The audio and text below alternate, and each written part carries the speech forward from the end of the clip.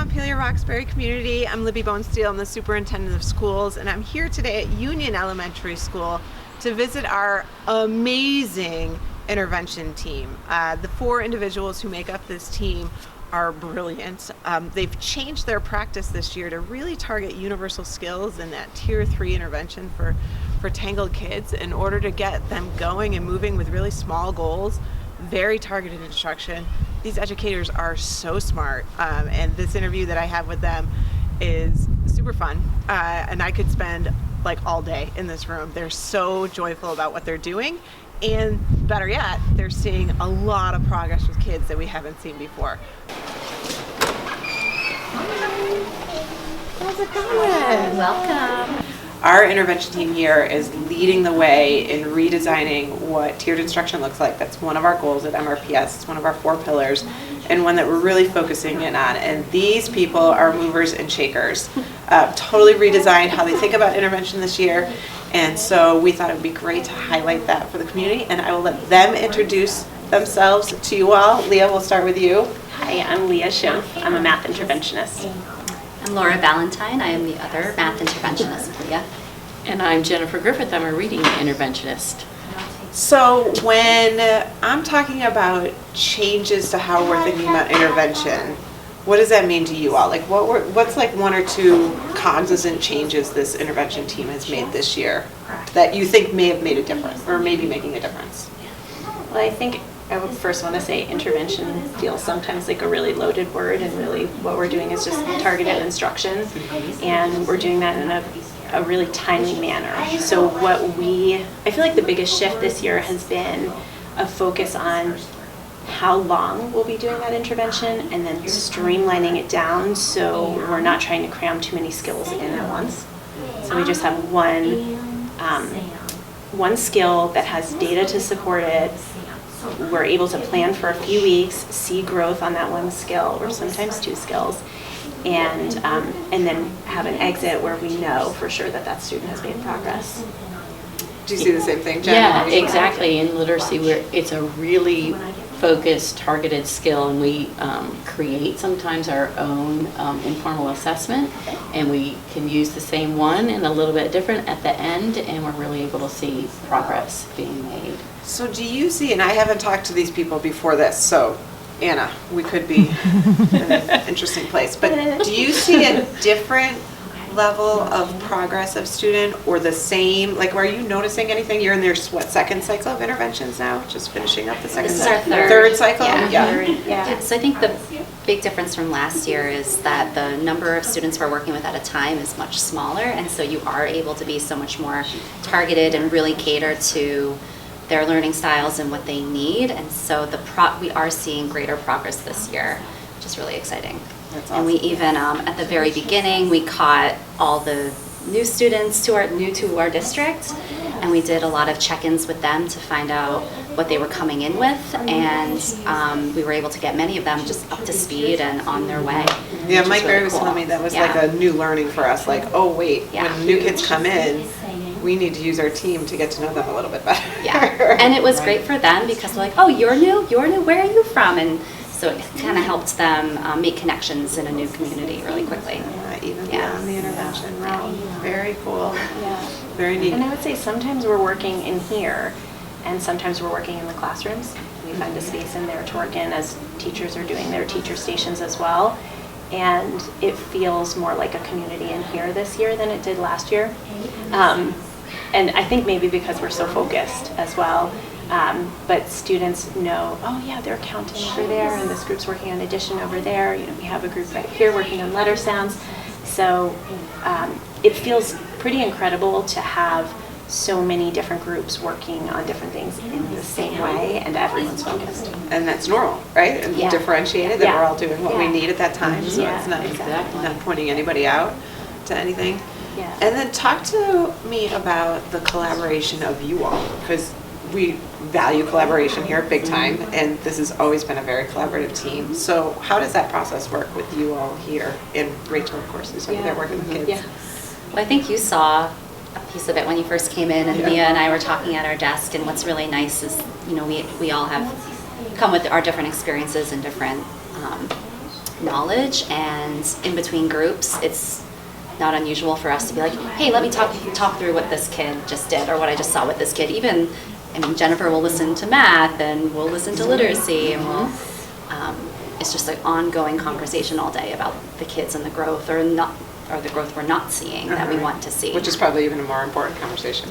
Yeah, when I walked in today, Leah, these two were in a very in-depth conversation about multilingual learners and how to really craft goals that multilingual learners who are in the more basic English category, that they can understand. So, because one of the things we know is that kids need to personalize their goal, right? And know exactly what they're working for. And that actually has a huge bang in student achievement. So that's a wonderful conversation to be having. And just to, yeah. I know. And that's something that we've collaborated on. That's something that Leah is doing her study on, is students setting their own goals. And so we heard her doing it. We're like, oh, we're all going to do that now. And so we all have had the students, well, not necessarily, they don't always write it out, but you'll see we have our goals, we review them each day, and we talk about whether we did activities toward those goals. And they can track their own progress towards meeting it, which oftentimes kids who are kind of tangled or in need of services of universal skills need the confidence, right? That's a way to build the confidence slowly so that they know they can over time. Especially if you're picking skills that, small skills where they can see their growth and movement, instead of like, we're not tackling a whole standard at once, but pieces of that, so they are also able to see their growth. Awesome. Yeah. What's the challenge that you all have now? What's the thing y'all haven't figured out yet? Transitioning from one cycle to the next is still a system we're working into place, working on. We find parent communication or the caregiver communication really important. So crafting letters that go out at the end of the cycle about the progress, and then new letters or continuing letters, or that's a whole world we're still figuring out. Yeah. Right. And having that Actually, let's data. go get a kid. Yeah, having the data too, to make sure that we can set the right goals for our students. So making sure those goals are small enough. Small That's enough, something I know Mike and I talked doable. about. Right, yeah.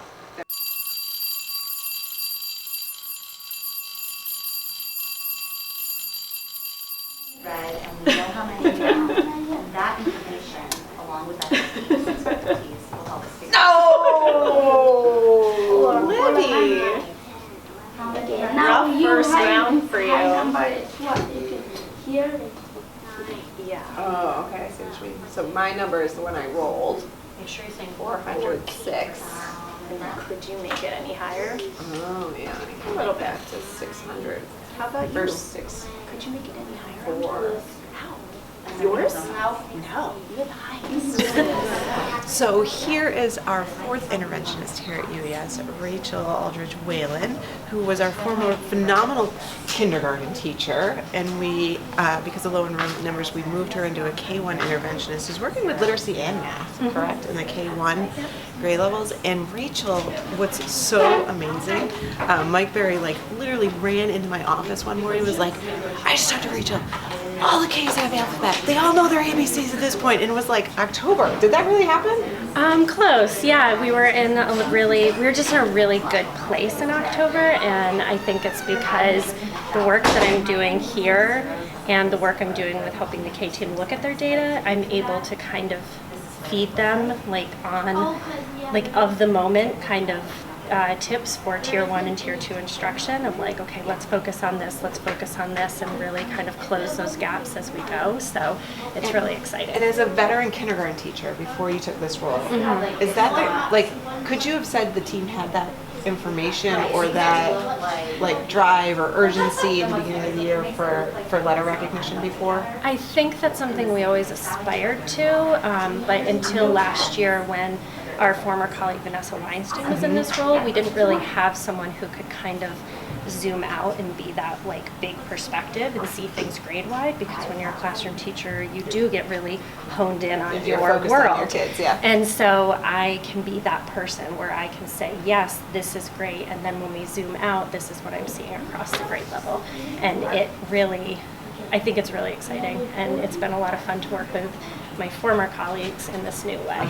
Do you like the switch? I love it. I'm really happy. Yeah? Yeah. What's the best thing? I think one of my favorite parts is I just get so much direct kid time, and I love small group instruction and targeted instruction. And I feel like I can do so much kind of, I don't know, like action research experimenting as I go, of like, this kid is, you know, lagging in this skill. What can I do to try to like bring them ahead and try different things? I think the other piece I love is like getting to know these colleagues who I've known for a few years, but in a much different capacity, and like They were just talking about the collaboration. we just learn a lot from each other, and which is awesome. And that's one of our next goals for our intervention team, that these people will be leading the way on, because they're such rock stars, is making a playbook of things we know work for this profile of kid. They're showing this skill need. Here's a playbook that we have that we could try out, that we know work for kids, because of the action research, which is exactly what we want you to be doing right now. Yeah, so it actually goes well. I'm in grad school right now, and so for the class I'm taking right now, my project is actually on effective practice strategies and how we can like basically take what we're doing and how to like effectively share it out, and like what makes effective practice. So it's been a lot of fun too. You are the second person. I know these two are in math programs too. You guys are all just like, we're studying this. Yeah. Jen is too? Jennifer's doing OD, so we're all plugging away at stuff in here. So it's kind of like our lab in here as well. Let me tell you, when I'm having a tough day, I'm just going to come into this little suite of rooms to watch these professionals at work. Thank you, Rachel, Yes, for taking thank time out of your you. day today. I appreciate it. Glad we got you on camera.